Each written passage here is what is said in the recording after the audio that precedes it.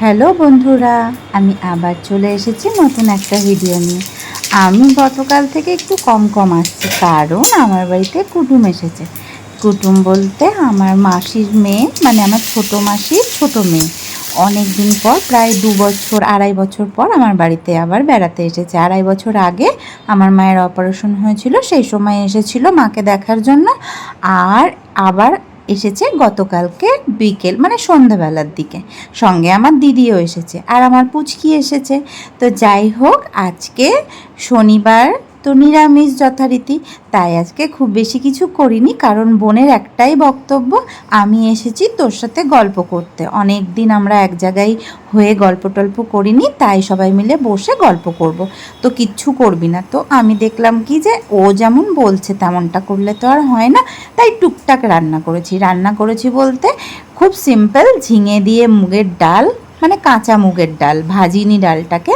তার সাথে করেছি আলু ভাজা, আর করেছি মিষ্টি কুমড়ো ভাজা কালো জিরে দিয়ে, আর করেছি তার সাথে পটল পোস্ত, গোটা পটলের।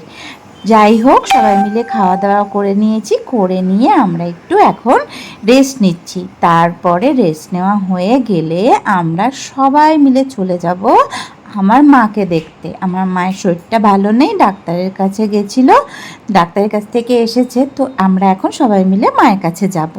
তো ওখানে গিয়ে আমরা যেতে যেতে কি কি হবে না হবে সব আপনাদের সাথে শেয়ার করব। আপনারা কে কেমন আছেন অবশ্যই জানাবেন, আপনারা আজকে কি খেলেন সেটাও অবশ্যই জানাবেন। সবাই ভালো থাকবেন, সুস্থ থাকবেন, আমাকে অনেক অনেক ভালোবাসা দেবেন। আপনারা কিন্তু আমাকে আজকাল ভালোবাসা সত্যিই ভীষণ কম দিচ্ছেন।